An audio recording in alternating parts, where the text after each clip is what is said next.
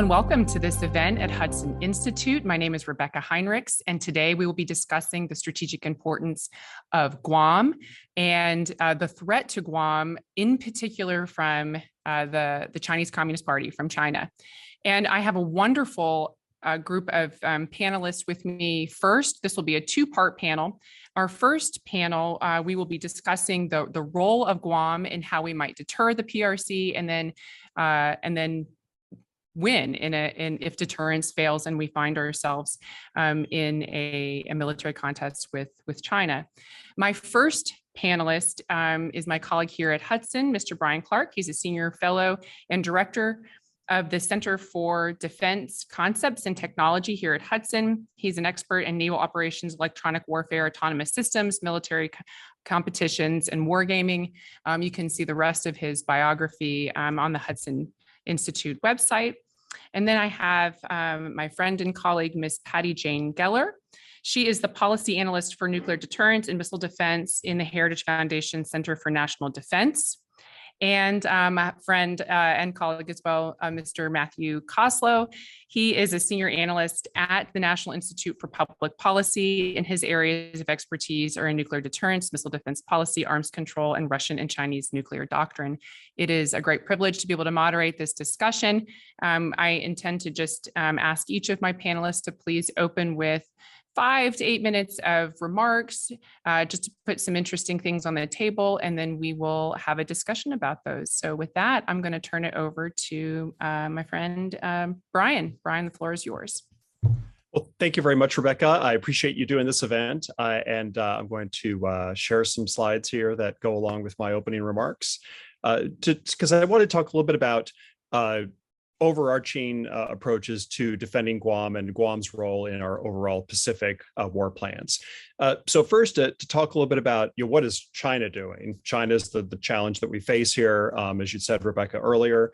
And to set the stage, if you will, here's where we sit with China today. So if you look on the left-hand side, this is a chart that shows the relative balance of power, the correlation of forces between the US and China in the Western Pacific on a day-to-day basis. You can see the Chinese forces are more numerous than US forces, increasingly starting to incorporate some 5th generation or more modern capabilities that are on par with what the US has. And the blue on the right-hand side is the capabilities that the US brings to the table on a day-to-day basis. So obviously the US military is larger than that, but the US has global responsibilities. The difference with China is China can focus its efforts regionally on the Western Pacific, which allows it to concentrate its military power on places like Taiwan and bases like Guam. So we face this challenge where we're the away team, they're the home team, we're playing on their field, and they get to therefore plan things out to a degree that maybe we can't do, because as an expeditionary force, we have to be more flexible and carry with us all of our own logistics and protection. So we're forced into a situation where we're kind of dependent upon how they set up the fight. They take the initiative and they get to drive the terms of the engagement in a lot of ways. So for that reason, if you look on the right-hand side, China's planning process, it tends to be very deliberative. And so they've built up over time in what they call systems warfare, an approach to defeat what they expect to see in terms of the US operations on our side. So how we intend to defend ourselves, how we intend to bring the fight to them, how we intend to interdict an amphibious invasion of Taiwan, for example, because they know as the away team, there's only so many ways we can organize our forces and sustain them in theater and protect them, because we are not able to leverage the same kind of internal lines of support and defenses that they have. So fundamentally, if we want to be able to deter China, we need to think about how to erode this planning cycle's confidence. If they're going to take a very deliberative approach to an engagement like invading Taiwan, we need to start introducing uncertainty, being able to create surprise, be able to do more unexpected things. And a lot of the U.S. Conceptual efforts recently have focused on that, trying to create concepts like agile combat employment in the Air Force or distributed maritime operations for the Navy that make the force operate in more unpredictable ways and give it more flexibility. The Chinese then operationalize, if you will, this approach of systems warfare with a large mass of precision weapons they can launch from the mainland. This just shows, in terms of payload, just the throw weight, if you will, how many weapons they can put out at different ranges into the Western Pacific. And what it highlights is that this is not just a Guam problem. Guam is very central to a lot of U.S. plans because it's where a lot of the U.S. basing for aircraft is at Anderson. It's a lot of where our logistics reside. It's where our only Navy repair facility is in the Western Pacific, except for Japan.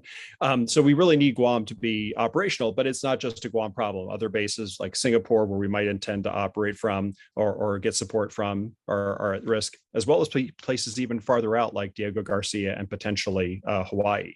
So we have to think about this as an overarching problem. So if we put too many eggs in the Guam basket, we open ourselves up to having to being too vulnerable there, because Guam may not be defensible at some level because of the number of weapons that China can throw at it.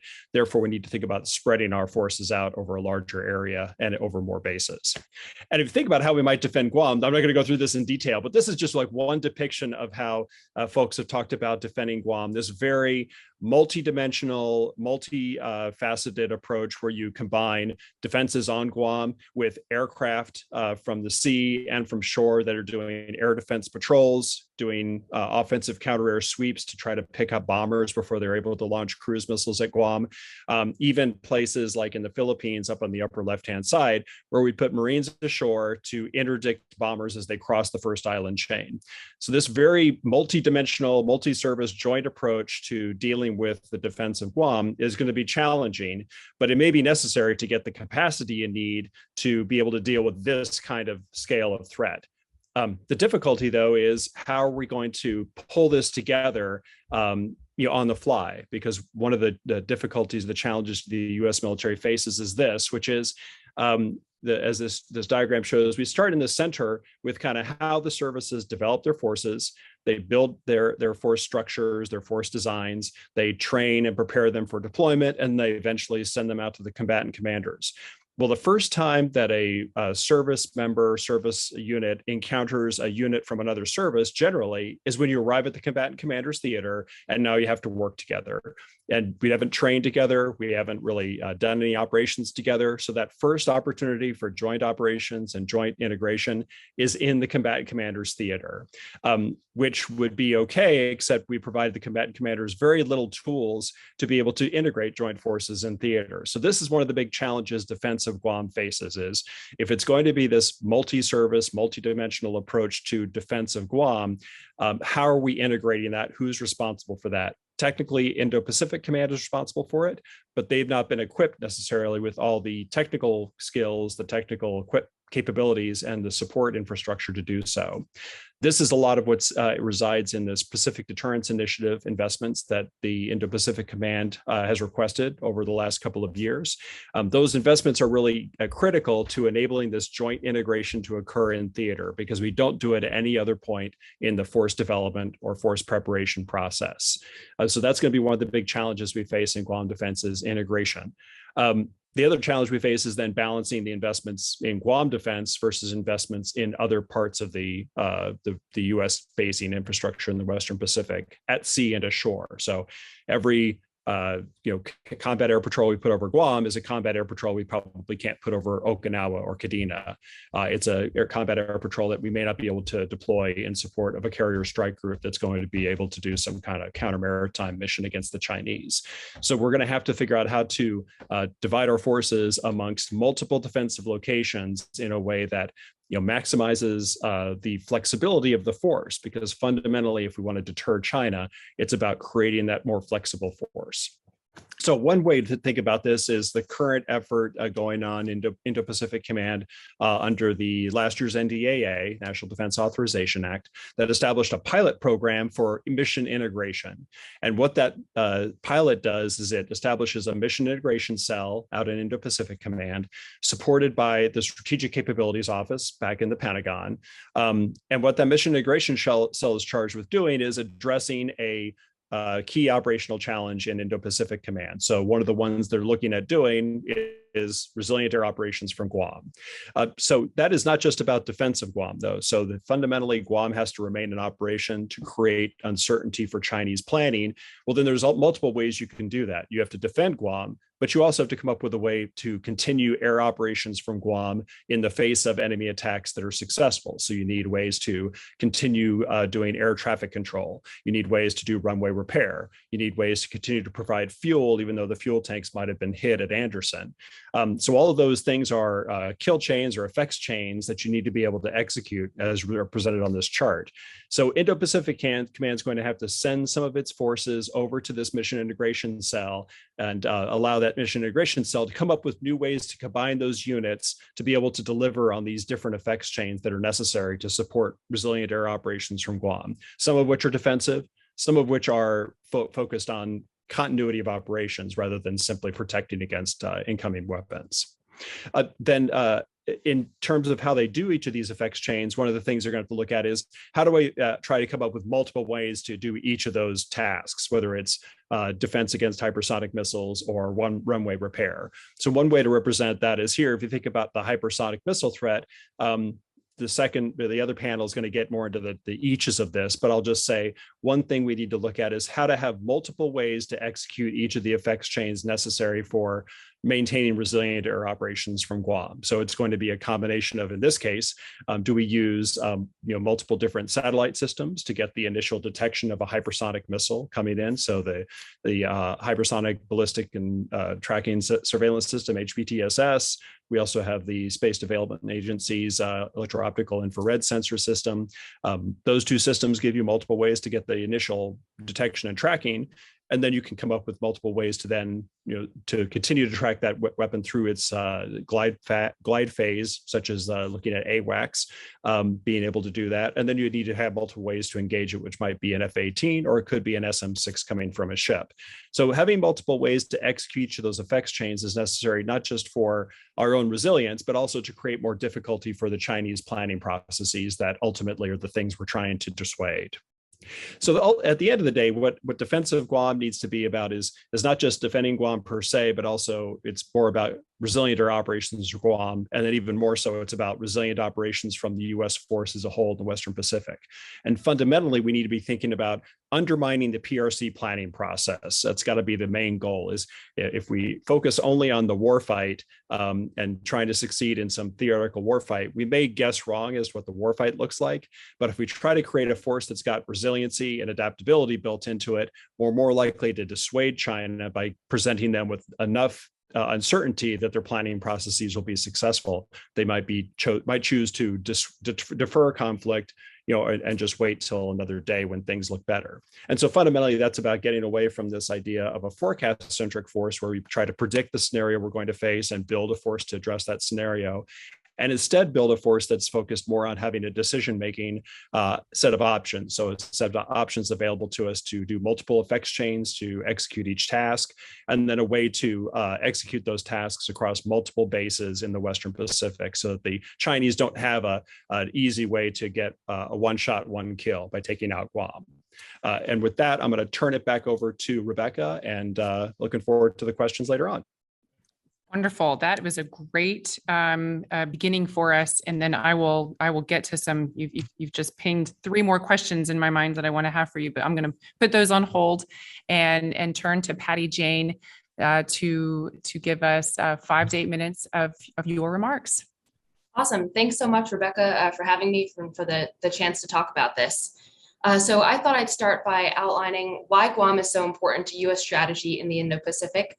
Then talk about the utility and the necessity of defending Guam, and then touch a bit on the status of our efforts today to build out that advanced missile defense system that I think we so need. So to begin, China's goals in the Indo-Pacific are no secret. We know that Beijing is pursuing a force posture that would deny the US from being able to operate in China's immediate vicinity, and that would also enable Beijing to project power beyond its coastlines, as Brian outlined well. And China's goal of unifying with Taiwan is critical to this effort. Taiwan is located right on the first island chain surrounding the Chinese coastline and would help China project power and become dominant in the region. So how does Guam fit into all that? The U.S. is quite lucky, to put it simply, to have its own territory right along the second island chain, which lies to the east of the first island chain in Taiwan. And holding territory at this location is so important for U.S. strategy in the region, and I'm going to outline 3 reasons why. First, the ability to forward deploy forces on the island of Guam contributes to deterrence of an attack on Taiwan. If the U.S. can send in forces to defend Taiwan immediately from Guam, like aircraft or ships stationed on the island, China may be less confident in its ability to achieve a fait accompli conquest of Taiwan before a military response. With U.S. forces right along the second island chain, U.S. deterrence becomes more credible, and China might calculate that the costs of invading Taiwan are not worth the risk of getting into a conflict or war with the U.S. And I know Matt is going to talk about this point more in depth when he goes. So that brings me to my second point, that Guam is critical to conducting operations in the region. Guam is close enough to China to provide logistical support to warfighters forward deployed along the first island chain, as well as long-range fires, like maybe the Army's future long-range hypersonic weapon program. But it's also far away enough from China to be out of range of China's big arsenal of short-range missiles and complicate any effort to attack it. And then third, the ability to project power from Guam signals to U.S. allies and partners that the U.S. is committed to the region and bolsters their confidence in U.S. military assurances. And while we don't explicitly state that we will defend Taiwan, the best way to demonstrate our commitment is through our capabilities.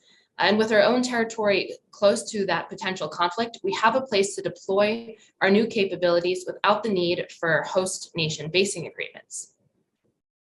So now moving on to the need to defend Guam.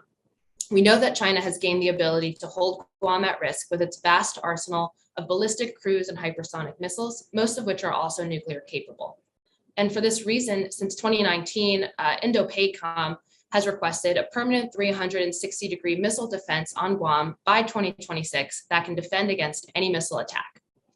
An advanced missile defense on Guam would allow the U.S. to preserve those 3 benefits the island provides that I talked about, and there are 2 main reasons for this. First, missile defense can help deter an attack on Guam. Defeating missile defenses on Guam would require a more significant commitment of Chinese offensive forces than would otherwise be necessary. And as a result, missile defense would complicate China's planning, remove the option for cheap shot, and perhaps make Beijing think twice before launching an attack. And second, missile defense would minimize damage should deterrence fail. During a campaign in the Indo-Pacific where Guam is a target, missile defense would slow down the rate that forces on Guam are lost compared to the rate of replacement. That would forestall China's war effort and provide the US more time to prevail. But on the other hand, if we fail to defend Guam, we risk allowing Guam to turn from this clear asset to a liability. If we leave Guam vulnerable, we might be compelled to pull our forces back outside of China's missile range. But failing to utilize that great location that we have with Guam would both diminish deterrence and make a war longer and more costly should deterrence fail. So that brings me to my last point of discussion on our progress in building this advanced missile defense system that has clearly been deemed so critical. Unfortunately, we've been quite slow to move on this effort. Guam defense appeared on Indo-Pacific's unfunded priorities list for 2 years before funding was first requested in the president's budget in fiscal year 2022. But even so, that initial request only included $118 million out of the $350 million initially requested that year by Indo-Pacific. And then Congress only appropriated $192 million for this year, which is barely over half of that number Indo-Pacific wanted, that 350. And this effort is far too slow considering the urgency of the threat. Former Indo-Pacific Commander Admiral Davidson has identified the next 6 years as a likely window for a Chinese invasion of Taiwan, meaning that there is no longer any time to waste. Fortunately, this year's FY23 budget request would enable progress on Guam defense. The request includes a total of $892 million for the effort, which includes both funding for the Missile Defense Agency plus Army and Navy components. We don't have full budget documentation yet, but it seems like DoD is getting on the right path to procure that sophisticated defense system. And while that's certainly good news, China may not wait for us to build this system by 2026. The threat to Taiwan and the threat to Guam is already here today. So what do we do with that is not an easy question. There are the obvious things. Congress needs to ensure it provides appropriate funding for the project each year. And MDA needs to make sure it uses the right authorities to procure components with urgency and try and speed the project up. But I also think DoD can get creative and find ways to build on existing capabilities to improve on Guam's defenses now. As just one potential idea, we could bring over a reduced status Ticonderoga class cruiser slated for decommission and utilize its ballistic missile defense capability. From there, we can use that ship's command and control core as we deploy those onshore radars and interceptors that we need, building defense capacity on the island until the full missile defense system is complete. I know that the next panel will get into this more in detail, but my main point being here is that I don't think we can be satisfied with this project moving along, but not until a 2026 completion date when the threat is here now. We should be finding ways to increase our missile defense capacity on the island before then, and also before it's too late. So I'll stop my remarks there, and I'll look forward to talking more about this in the discussion. Wonderful. Thank you so much, Patty Jane. Matthew, floor is yours. Great. Thank you very much, Rebecca, and thank you, Hudson, for shining a spotlight on what I believe is one of the great tasks that we are going to face in the upcoming decade here. I'm going to zoom out a bit from the previous two discussions and concentrate a little bit more on what is the deterrent value of Guam. How do we think about deterrence and what Guam could contribute to that? So let me begin with what I think we should all recognize is the deterrence problem. If we don't get the deterrence problem right, none of our solutions will match. So the deterrence problem, in my opinion, is that we are not facing some theoretical country X wants to invade island Y. The Chinese goal and threat perceptions are key to deterrence. If we want to make deterrence work, we have to focus on these unique characteristics of the CCP. If we do not properly understand those, then our efforts to improve the deterrence function of Guam will be misplaced or even counterproductive. So China appears to have driven itself into what my boss, Dr. Keith Payne, has called a deterrence cul-de-sac. It's left itself little to no room to negotiate on the political status of Taiwan. The CCP for decades has stoked nationalism at home and the basis for its sole ruling authority in China, in large part on reunifying Taiwan with the mainland.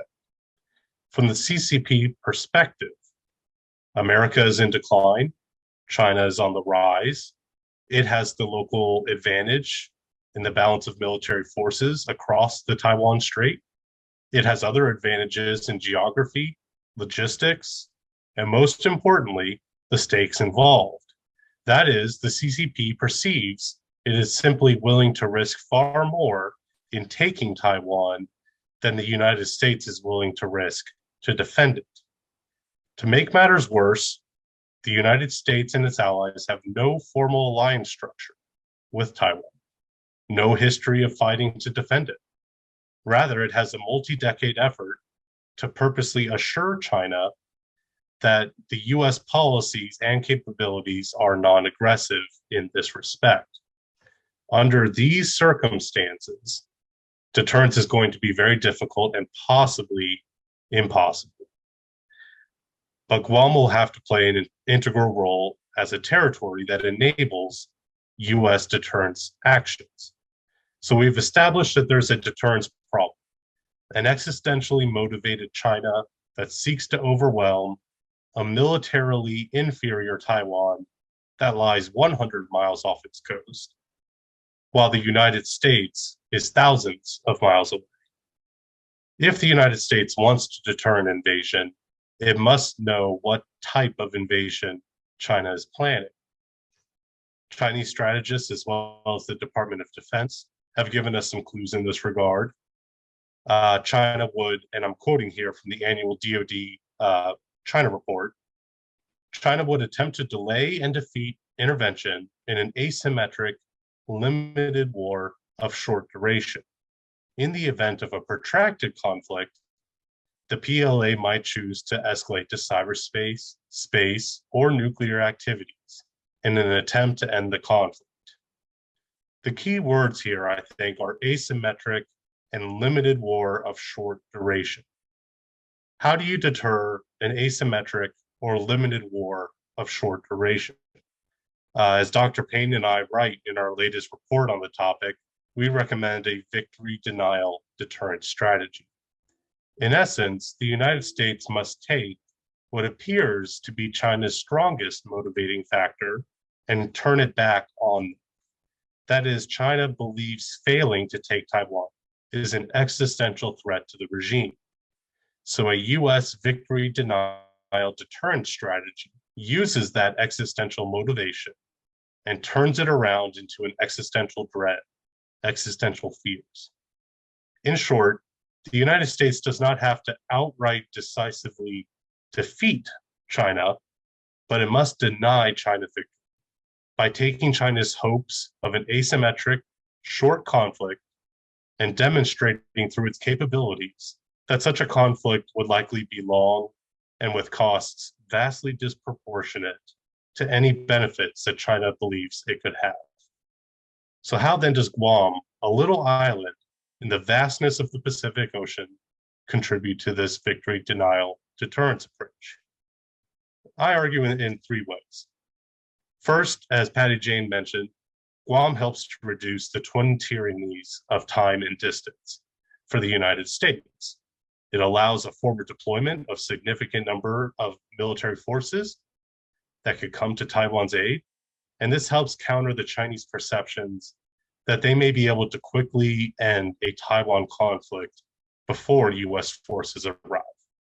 Second, Guam's location and the US surge capabilities associated with that influences Chinese perception about how many forces it will need to successfully invade Taiwan.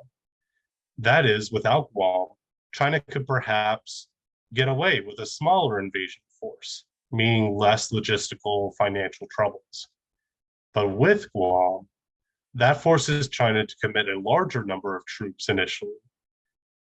And as we've seen with Russia, the more troops you commit, the larger the force, the more likely it will be to be detected.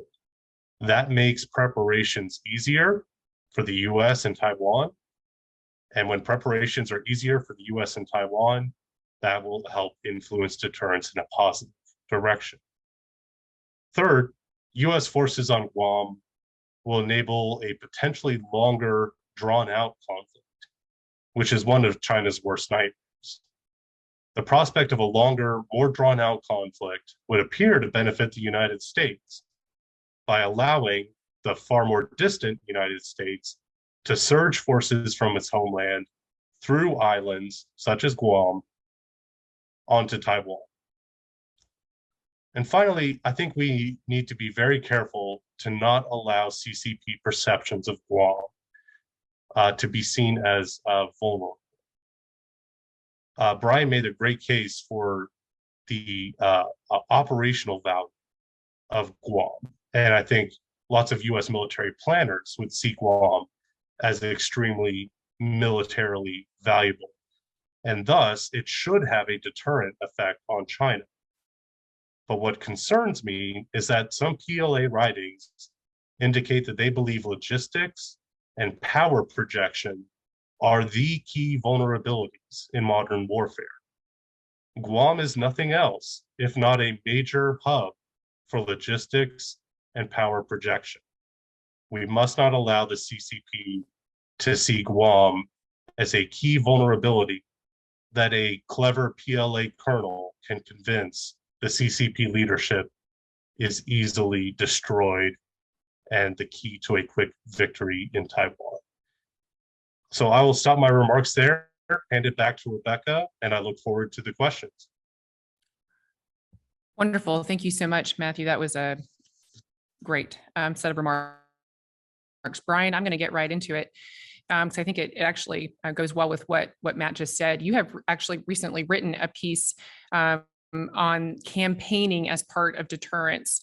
And Can you just talk to us about how everything that you laid out, what the United States should be doing, how we can actually be sequencing that to fit into this idea of really communicating to the PRC about our intent and what this campaigning as part of deterrence might look like? Yeah, Rebecca. So the new defense strategy, which only has come out in the form of an unclassified fact sheet, talks about campaigning, and campaigning is the set of day-to-day operations that a military force undertakes to try to generate specific results on the part of an adversary, or specific responses on the part of an adversary. So campaigning is bigger than just a set of missions that you do in the near term, and it's really kind of militarily focused as opposed to being some larger whole of government effort. But it's intended to be, how do you posture your forces? How do you demonstrate capabilities? How do you do experiments and exercises? And then how do you maneuver your forces around the theater in such a way that it's going to instill on the part of your opponent a mindset regarding what you are likely to do in conflict, what you might be able to bring or surprise them with that they don't really understand yet. So it's a way of undermining the confidence of your opponent in the likelihood of their success. And it's also a way to undermine in the near term how they might try to coerce your allies. So in the case of Taiwan, obviously we'd want to be mounting operations that start to undermine PLA confidence regarding their plans. And I think Matt was on to some great ideas about a theory of victory denial, which I think matches very similarly up with what we're talking about here in terms of creating uncertainty for the PLA that they're going to be successful in this short, sharp war. So operations like putting troops into Taiwan. We need to have U.S. troops operating with the Taiwanese on a more regular basis. That creates a new dimension of the U.S. response to a Taiwan invasion or bombardment.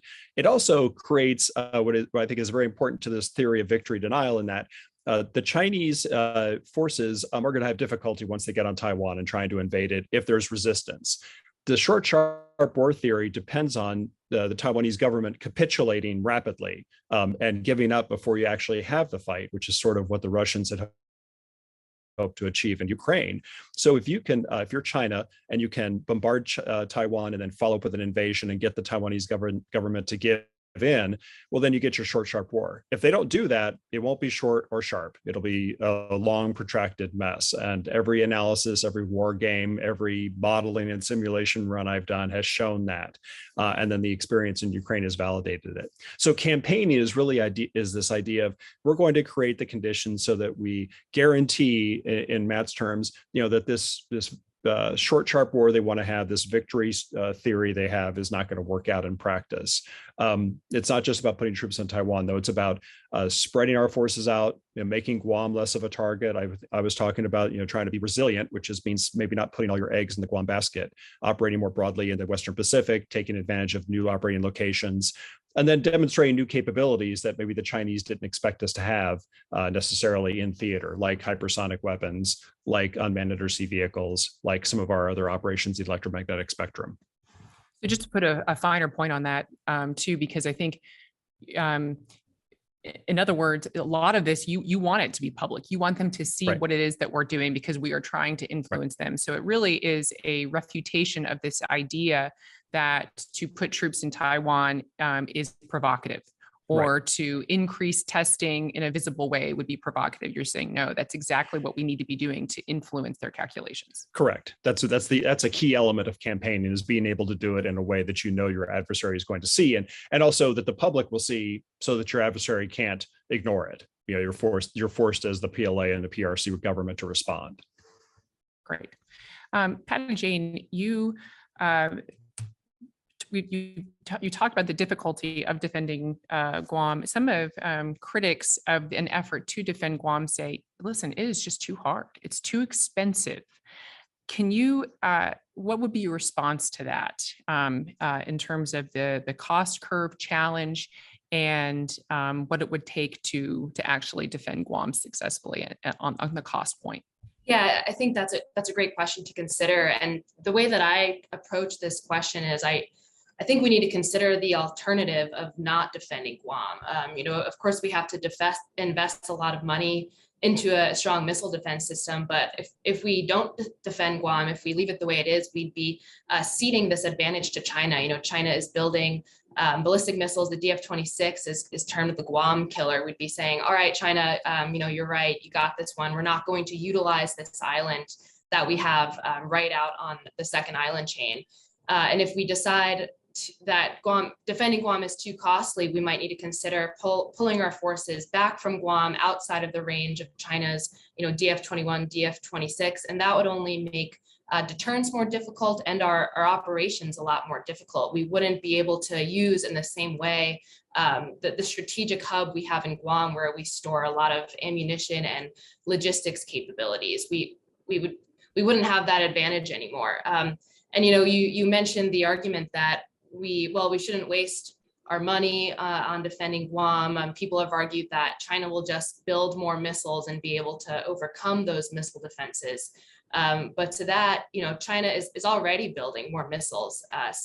Deciding not to defend Guam wouldn't stop them from their aggression and from building out their forces. We would just be less better off, or we'd have less of a chance of doing well in the fight with China without missile defense. And also when it comes to costs, we have to think of the cost of defending Guam to the cost of losing more aircraft, more basing infrastructure, and other forces in a campaign in the region than we otherwise would have. So I think, honestly, we're ahead in the cost curve. It's in our favor, not only because it allows us to be able to keep, you know, preserve the viability of the island in a strategic basing option, but also, you know, preserving more of our capabilities, not wasting all that money on losing more forces than we otherwise would with missile defense. So yeah, I think it's certainly worth the investment. Great. And this is really a question I'd love to hear each of you respond to, because it is the Missile Defense Agency is coming up with the architecture for how we would go about defending Guam. Though, of course, it's the services are involved too. We already have systems that we're trying to integrate and use already for the sake of speed and cost. But one of the requirements is, I'd just ask you about this requirement that there can be no leakers, that the architecture we want it to be so tight so that any kind of missile raid that the Chinese might have that the architecture has to be able to get everything. And that's, I mean, as you all well know, and Brian really laid out for us really well, I mean, the challenge is to the entire island from all angles, and from air and from sea and from land.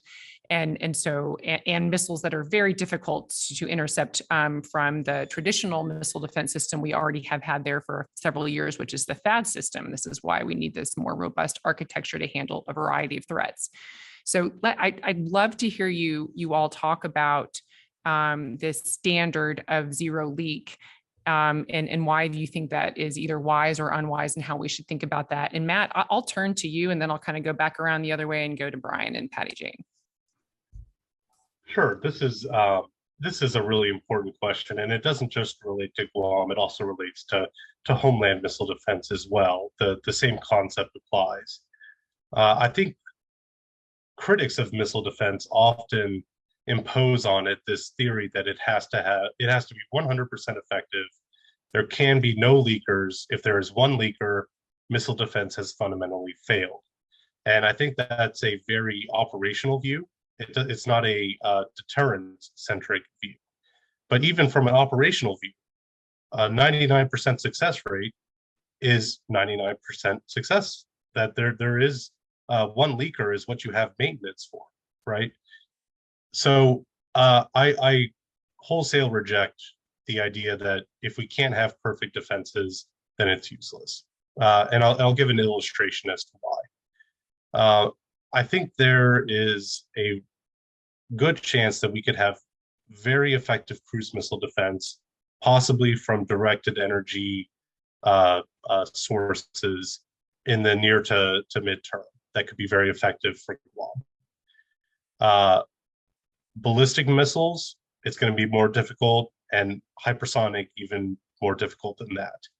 But one of the advantages of layering missile defenses is that it forces the attacker to use different means in ways that they don't really know how effective they will be.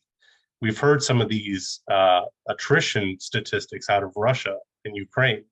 Their missiles failing, anywhere from 5 to 60%. You don't really know how well your force works until you start actually using it in a real conflict. And that's one of the deterrent advantages of missile defense. They will have zero experience going against US missile defense systems. So I think any active defense discussion on Guam is really going to be more than just missile defense. It's going to have to include concealment, mobility, hardening. There's a range of different active and passive measures we can take. And I think imposing a kind of unfair grade on missile defense, that it has to be 100% perfect or no missile defense at all, that's a relic of the Cold War, and we should leave that behind. Brian. Yeah, so and I agree with Matt. I think we're not going to be able to achieve 100% effective missile defense for Guam or really any of the first island chain or second island chain areas. Because if you remember the chart, the challenge is not even the ballistic missiles. That's like 1/10 of the throw weight that you're facing. It's the bombers, of which there's a half dozen types that are launching cruise missiles of various types at your base. So that's what really gets you, is the large throw weight that's available from those bombers. So you really have to accept the fact that some missiles are going to get through. A couple of ways to address that, though, is you think about, well, if it's the bombers that are the big problem, we should try to be intercepting those bombers, and interdicting them before they're able to reach their weapons release point. That's a traditional kind of U.S. and even Navy and Air Force approach to dealing with air defense. So doing defensive counter-air, doing offensive counter-air sweeps, those are ways to reduce that challenge. So it's not just about what we do on Guam, it's also what do we do between China and Guam to try to prevent that threat from manifesting at quite the same capacity. So we reduce the challenge that Guam faces. And I think the other thing to think about is missile defense on ships. We traditionally try to take a zero leak approach, because one leaker will take out the ship, at least for a period of time, if not sink it entirely. So you really have to take a pretty draconian approach to missile defense on a ship, but it's easier because a ship is a very small target. You can use things like directed energy that can give you, quite a bit of capacity at a short range, but that's fine because the ship is only a very small target and you can defend it at a short range. Going to shore on Guam, you think about, well, everything is pretty, even though it's a small island, it's pretty well spread out compared to what you would see on a ship. So you can take advantage of the fact that the base is more distributed. You can, be more resilient by allowing flight operations to happen from multiple locations. You can, spread out your command and control capabilities. So you can make Guam more resilient, even if you accept the fact that your missile defenses will not be 100% effective. And then one last thing on that is there's multiple ways to defend against missiles. Matt mentioned directed energy, which is, short range, can't shoot over the horizon, but it can give you high capacity. You can put those around targets that are highly valuable, like a fuel tank, fuel depot. And then you can use longer range systems like we're talking about for Guam defense to try to address the more sophisticated cruise and ballistic missile threats that might be coming at the island more generally. But we really need to think about making Guam more resilient to sustain operations rather than defending Guam as a target that has to be protected at all costs. And then we also need about spreading our operations out in such a way that when Guam does get neutralized for a period of time, we're able to continue operating from other places. Wonderful. Patty Jane. Yes, well, I'll just add on. I agree that I don't think a zero leak requirement is necessary for deterrence. The goal is in deterrence is to just have enough missile defenses to create doubt in the mind of the Chinese that its attack will work, to elevate risk to the Chinese, make them think more about what it will take to make this attack on Guam, make it more difficult. And then I'll add, even if deterrence does fail and China is able to penetrate our missile defenses, that's still not a failure of our missile defenses, because if we have missile defense, we're able to intercept at least some of what we have coming in from China, and China is able to suppress our forces for less time, and we're able to stay in the fight for longer, which it just enables more uncertainty, enables more time for the U.S. to to conduct other offensive operations. And, Matt outlined in his opening remarks, China does not want a protracted conflict. So even if we do have missile defense that China can get through, that would be a way to prolong the conflict, which is not the kind of conflict China wants. It would advantage the U.S. Great. And it occurs to me too, we've talked a lot about, how do we shape perceptions of the Chinese too. Admiral Davidson really kind of pounded the table when he was commander of Indo-Pacific he called Guam homeland Guam. I mean, it was always Guam was homeland. I'm Brian, curious to hear what you have to say about that. Would you say that, I mean, he was clearly trying to convince the Chinese and maybe even convince ourselves that we should understand Guam not merely as a place where there are some Americans and U.S. forces, but that it actually is a linchpin for U.S. force projection in the Pacific. And if we are going to remain a defender of our security guarantees in the region, to maintain free and open Indo-Pacific, that we need to understand Guam as that vital to the United States. Do you think that's what he was doing, and did it work? And should we be doing more of that, both kind of domestic communication and then also as part of how we communicate to our allies and to our adversaries? And I guess I'll let Brian take that one first. Okay. Yeah. So I think part of what Admiral Davidson was trying to do was convey the idea that Guam is part of the United States. And that's a message to the Chinese to say, if you were to launch a bunch of cruise and ballistic missiles at Los Angeles, we would take that very differently. We might respond with even a nuclear retaliation potentially, because we've left open the possibility that a large-scale conventional attack could receive a nuclear response. So one thing he was trying to do was just convey that to the Chinese and to the region, that we treat this as part of the United States.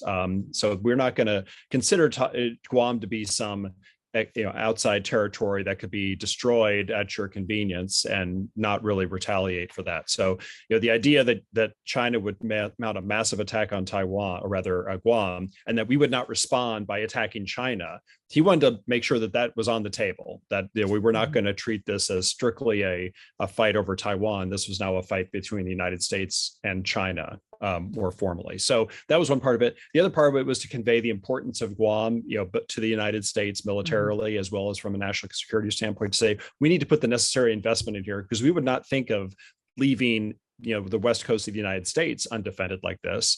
If Hawaii was similarly threatened, we would not think of leaving it in an undefended state like this. So we would mount a much more robust defense if we treated this like part of the United States as it is. So it was a message both back to the United States and to China.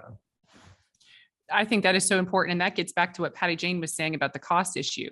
If it really is the value of the United States, then you can understand that these investments surely make sense. Right. And to sort of look at what is the cost of the defense versus the cost of the offensive missile, or, it's the wrong way to look at the formula. Right. And if I could add on to that quickly, it's not just a signal to China that Guam is important to us, but I think it's an important signal to our allies as well, showing them that, look, this is part of our homeland that we have here in your region. We have a stake in the game. We're not necessarily going to sit this fight out against Taiwan, because we have our own territory, our own citizens to defend as well. And I think that's important.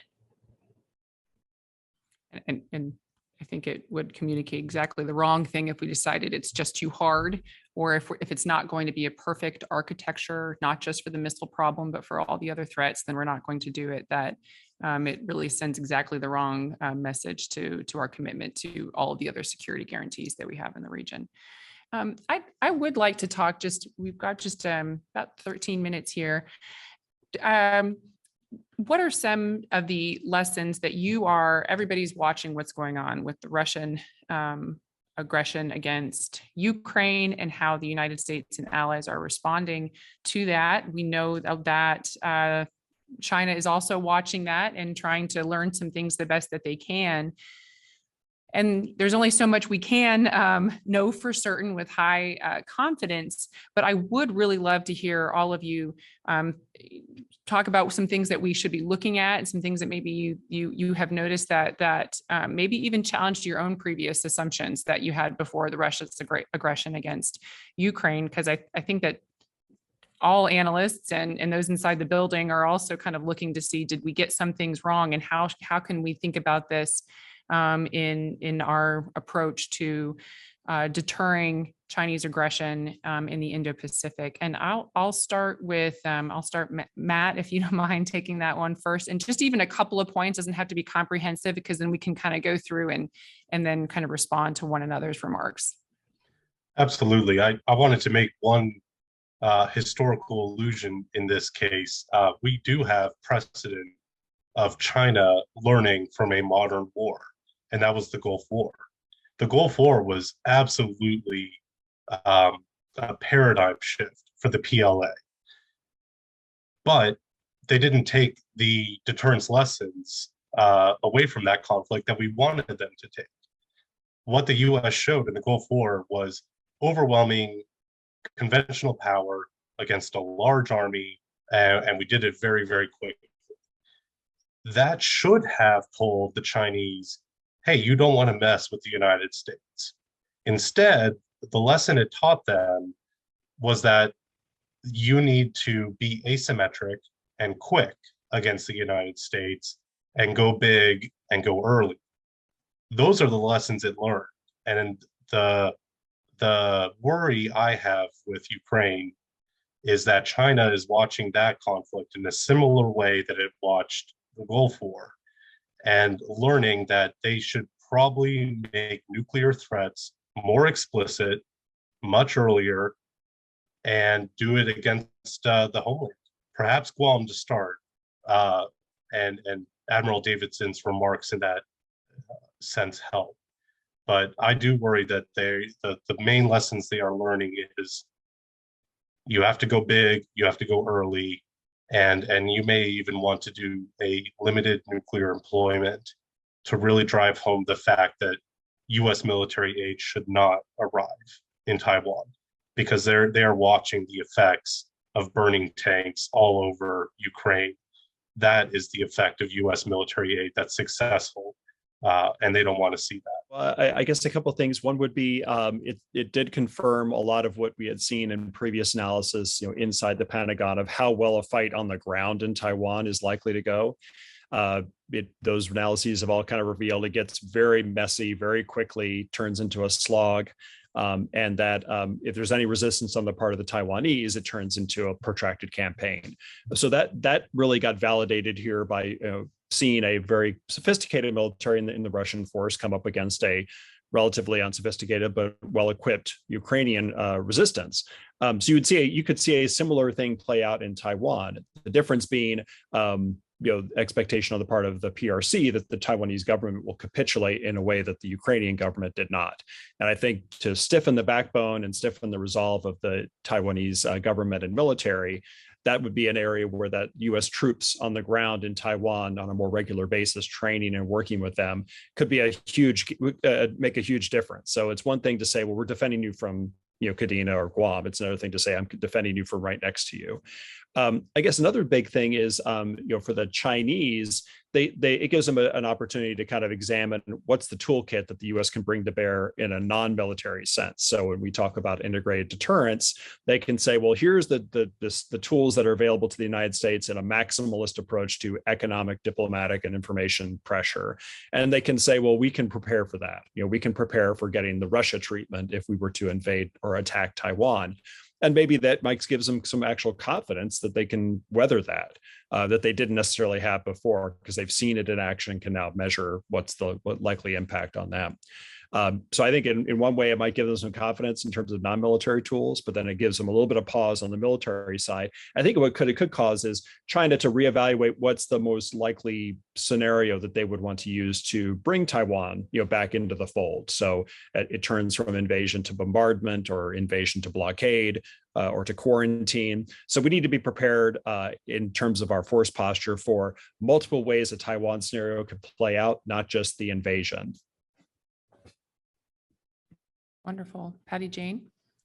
Yeah, so a lot of thoughts. I like the point that Matt made, that China might be seeing from this current conflict, that if it decides to make nuclear threats early on, then that would be something that would compel or deter the United States from getting involved.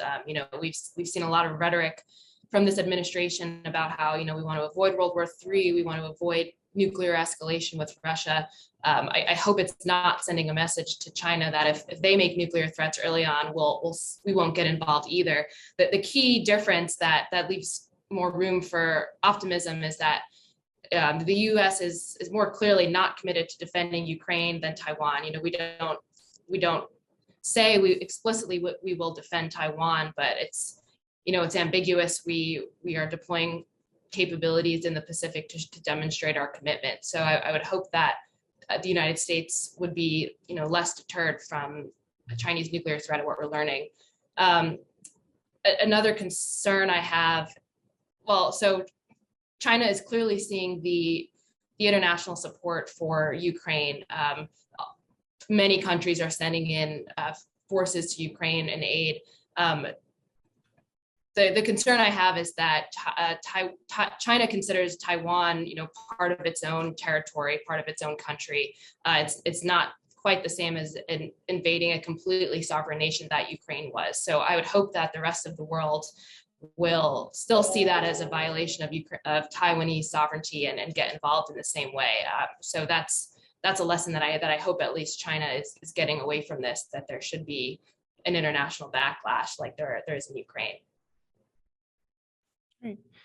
Yeah, and I would add too, to your point, Patty Jane, about perhaps this administration inadvertently sending the wrong message. Is there's been the Minuteman III test was now canceled not once but twice. It was just already a scheduled, long planned ICBM test that the United States had, and explicitly for the reason that the administration gave was they didn't want to be sending the wrong message to the Russians about the sort of a in kind, because the Russians are engaging in very irresponsible nuclear brinksmanship, and the United States didn't want to be perceived as doing the same. But perhaps it only confirmed the Russians' belief that we would be intimidated. Maybe it's a wrong interpretation, but nonetheless, it might be the one that was sent, that we are intimidated by that, and therefore we won't even engage on the side of the Ukrainians, even on these very reasonable lower levels of conventional escalation, for fear of what could precipitate after that.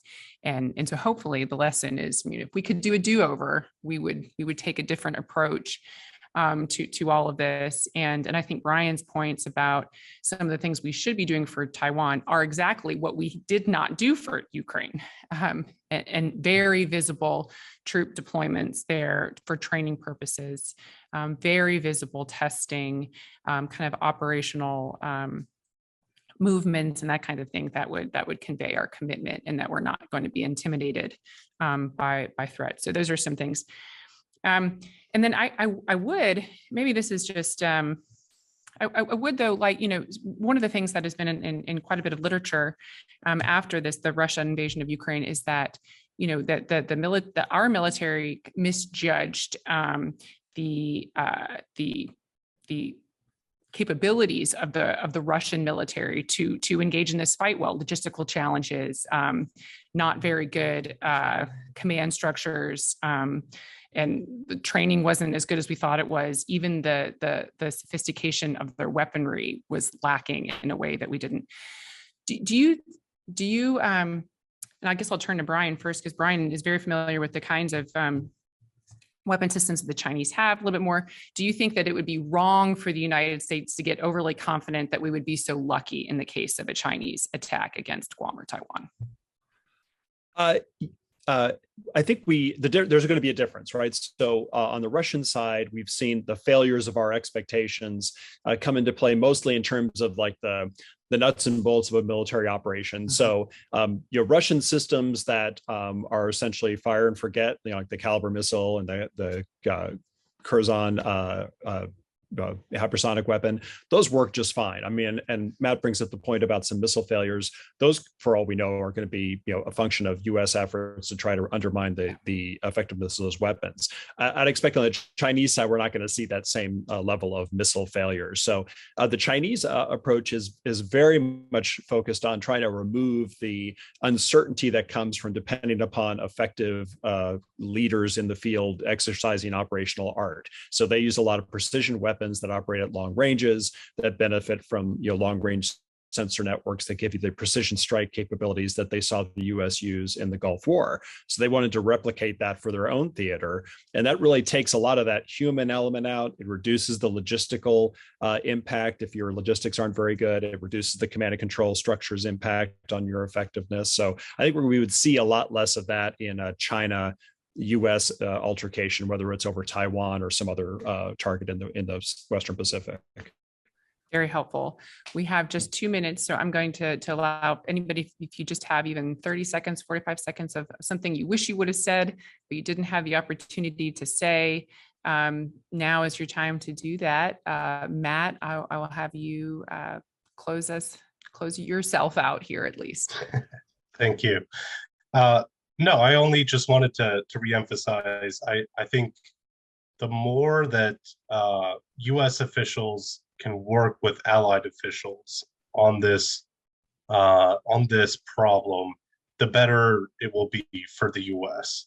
The U.S. working so closely with Japan, we've heard Australia, multiple other Asian allies that are talking about the importance of Taiwan to them, right? This is one of these variables that China does not have. China does not really have an allied network like ours. That is something we can leverage in a fight that's going to expand across the whole Pacific Ocean. So I think if we can really concentrate on that, really concentrate on integrated deterrence through that lens with allies, that would be to the U.S. benefit. Wonderful. Patty Jane? Yeah, and I'll just go back to your question, Rebecca, and Brian's assessment of China, the capability of China's forces compared to the lessons we're seeing in Russia. I just think bottom line, we don't want to wait for a war to find out how China's military will work, how they'll fight. I think we need to be ready now. Building up defenses on Guam for all of the reasons we've talked about is the key part of that effort, and the United States needs to continue preparing for the fight that we're seeing China interested in pursuing. Wonderful. And Brian? I think a couple of things to think about are we need to have a more resilient force in the Western Pacific. So part of that is defending Guam, but a part of that is just maintaining Guam as an operational location. So it's not just about defense, it's also about being able to sustain operations despite the fact you've been attacked. It's also about distributing our forces. So I'd say to get to Matt's point about defeating their victory, their theory of victory, Kadena could be just as important. So if we could sustain some level of operations from Okinawa at Kadena, that could make a huge impact on Chinese expectations with regard to their likelihood of success in Taiwan, because Kadena is so much closer to Taiwan than Guam is. And then also other places like Northern Australia or the other parts of the Marianas. So it's not just about defending Guam, it's about having that resilient force, which means you need Indo-PACOM to make that kind of assessment of where they want to put their eggs from a defensive standpoint and from an offensive standpoint, which they are doing. And I think that defense of Guam is part of that, but it's not the whole picture. Right. Leadership. We need strong, good leadership to get it done on the right timeline, and that allowing the U.S. interest to drive the strategy and then to drive how we do this and how much we spend on it rather than the exact opposite, so that we can deter this conflict from happening and preserve peace for another day, for as long as we can. Thank you all so much for joining me here at Hudson. And I hope that those of you who are watching will join the second panel to carry on this conversation. Thank you all so much.